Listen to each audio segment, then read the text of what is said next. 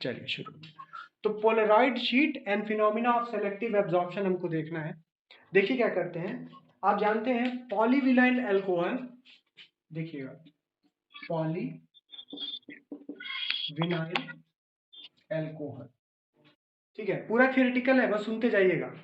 ये क्या है, एक लॉन्ग चेन मटेरियल है ना। आप जानते हैं जैसे पॉलीएथिलीन होता है, ठीक है, इस तरह के जो मटेरियल्स होते हैं, ठीक, लॉन्ग चेन मटेरियल्स हैं, इसको वो भी कहते हैं, क्या बोलते हैं,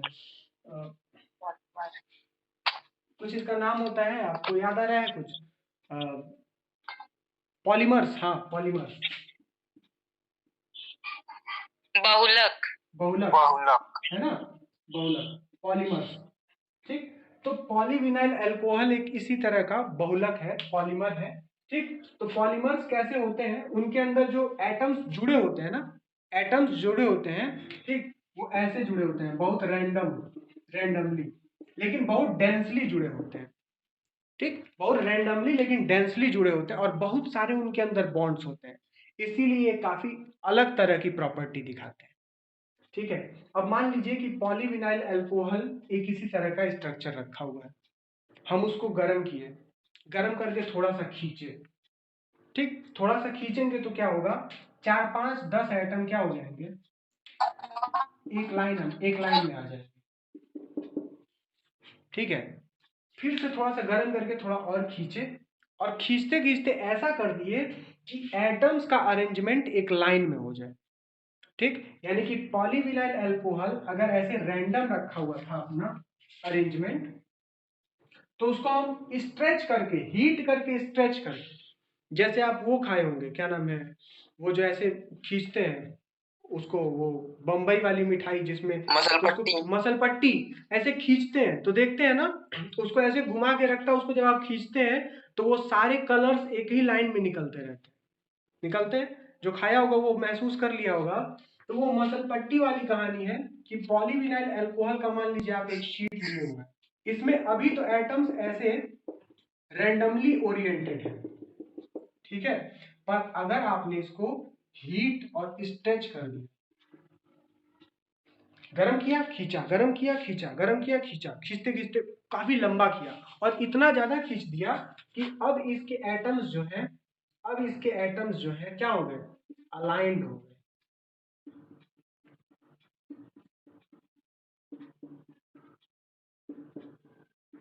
बात समझ में आ गई। अब इसके एटम्स क्या हो गए, अलाइंड हो गए। देखिए ये एक एक्सिस है, ये एक एक्सिस है, ऐसे भी दिख सकता है आपको, ठीक है। अब इसके एटम्स अलाइंड हो गए, इनके अलाइंड एटम्स अब अपना काम कर लेंगे, ठीक है।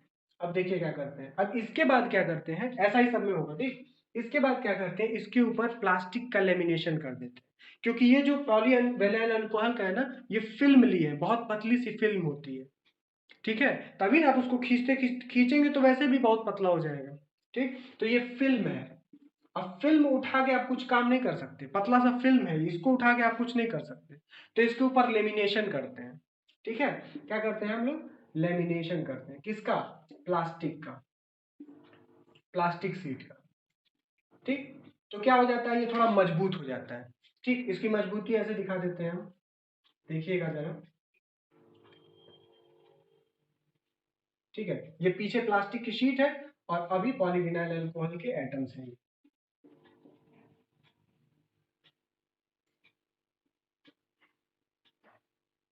ठीक। इसके बाद क्या करते हैं, बहुत इजी सा प्रोसेस है, देखिए क्या हुआ। अब हम इसके ऊपर प्लास्टिक लगा दिए, ये पॉलीविनाइल अल्कोहल के एटम्स हैं, अब इसके ऊपर आयोडीन वेपर डालते हैं, ठीक है, आयोडीन वेपर, आयोडीन वेपर डालेंगे तो वो आयोडीन के एक एक इंडिविजुअल एटम्स आएंगे, ठीक है, आयोडीन वेपर, तो आयोडीन के इंडिविजुअल एटम्स उसमें से निकलेंगे, और वो एटम निकलेंगे तो कहाँ जाएंगे, जगह कहाँ है, यहाँ पर है, यहाँ पर है, जहां एटम है उसी पे जाके ये चिपक जाएंगे, ठीक। तो आयोडीन वेपर डालने के बाद क्या होगा, आयोडीन के एटम्स जाकर इससे चिपक जाएंगे, और अब क्या स्ट्रक्चर बनेगा, देखिएगा, इसी इसी स्ट्रक्चर पे आयोडीन के एटम्स चिपक जाएंगे,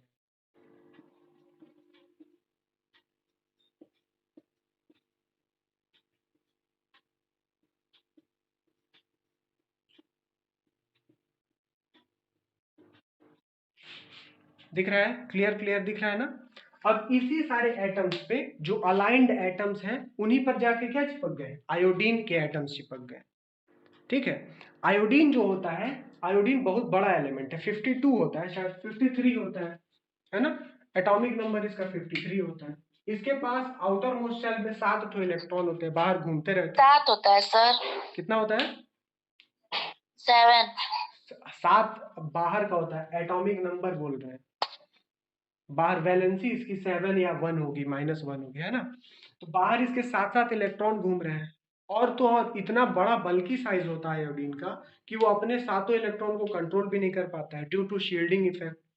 तो क्या होता है, इसके इलेक्ट्रॉन बाहर घूमते रहते हैं, वो इलेक्ट्रॉन कंडक्टिंग होते हैं।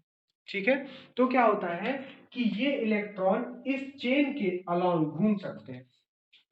बात समझ में आ गई? ये एक चेन है, आयोडीन आयोडीन जुड़ा हुआ है इस पे।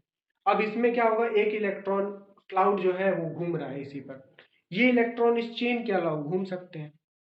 ठीक है, तो अगर कोई लाइट इस चेन पे पड़ी, ठीक है, इस चेन के अलोंग पड़ी, ठीक, तो क्या होगा, वो इलेक्ट्रॉन इस लाइट को एब्जॉर्ब कर लेंगे और एब्जॉर्ब करके वाइब्रेट करेंगे और वाइब्रेट करके हीट एनर्जी में अपनी एनर्जी खर्च कर देंगे। ठीक है, बात समझ में आ गई? लेकिन कोई लाइट इसके परपेंडिकुलर पड़ी, कोई वाइब्रेशन इसके परपेंडिकुलर पड़ा, तो क्या होगा, ये लाइट एब्जॉर्ब नहीं होगी और ये इसमें से निकल जाएगी, क्योंकि इलेक्ट्रॉन एब्जॉर्ब को किसको करेंगे, जो उसके अलोंग पड़ेगी और जिसको वो एब्जॉर्ब कर सकते हैं। ठीक है, तो यही बेसिस है। ये आपका क्या बन के तैयार हो गया? ये आपका बन के तैयार हो गया पोलराइड शीट। ठीक है, ये क्या बन के तैयार हो गया? Polaroid sheet. जो आप पोलराइड बोलते हैं, पोलराइजर कहते हैं, एनालाइजर कहते हैं, यही पोलराइजर एनालाइजर है। दो तो ग्लास प्लेट के बीच में शीट को रख देते हैं तो ये पोलराइजर एनालाइजर हो जाता है।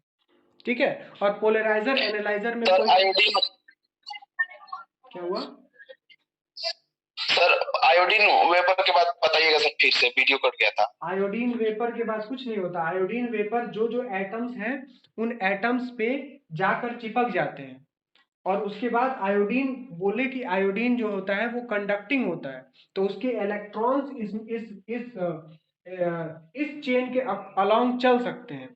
ठीक है, और ये जो इलेक्ट्रॉन इस चेन के अलोंग चल रहे हैं, अगर लाइट इस पे पड़ती है, ठीक, तो क्या होगी, वो लाइट वो अपने अलोंग वाली लाइट को एब्जॉर्ब कर लेंगे इलेक्ट्रॉन, लेकिन उसके परपेंडिकुलर वाली को एब्जॉर्ब नहीं कर पाएंगे। ठीक है, तो जो लाइट ऐसे पड़ रही है वो सारी लाइट एब्जॉर्ब हो जाएगी, जो कंपोनेंट ऐसे पड़ रहा है वो सारा भी उसका कंपोनेंट एब्जॉर्ब हो जाएगा, लेकिन परपेंडिकुलर वाली लाइट साफ साफ निकल जाएगी। बात समझ में आ गई? तो आप क्या करेंगे, यहां पर अगर एक पोलराइजर आपने लगा दिया है, यहां पर पोलराइजर लगा दिया है, यानी पोलराइड शीट लगा दी है, और आप एक ऑर्डिनरी लाइट इसमें डाल रहे हैं जिसमें ऐसे कंपोनेंट है और ऐसे कंपोनेंट भी है। ठीक है, तो आपको इसके बाद क्या मिलेगा, इसके बाद आपको, अगर मान लीजिए इसका ये इलेक्ट्रॉन्स का प्लेन, जो इलेक्ट्रॉन्स का प्लेन है वो ऐसा है, अभी इलेक्ट्रॉन्स का प्लेन बता रहे हैं, अगर इलेक्ट्रॉन्स का प्लेन ऐसा है तो ये सारा का सारा ये वाली लाइट एब्जॉर्ब हो जाएगी, आपको बाहर क्या मिलेगा, सिर्फ ऐसा लाइट मिलेगा। बात समझ में आ गई? ऐसे जैसे इलेक्ट्रॉन का प्लेन होता है वैसे वैसे एब्जॉर्ब हो जाती है। ठीक है, तो ये था कंस्ट्रक्शन ऑफ पोलराइड शीट। और देखिए क्या किया, चूंकि इस एपरेटस ने सेलेक्टेड वाइब्रेशन को एब्जॉर्ब किया है, सिर्फ और सिर्फ एक ही टाइप के वाइब्रेशन को एब्जॉर्ब किया है, तो इसी फिनोमिना को क्या कहते हैं, सेलेक्टिव एब्जॉर्प्शन।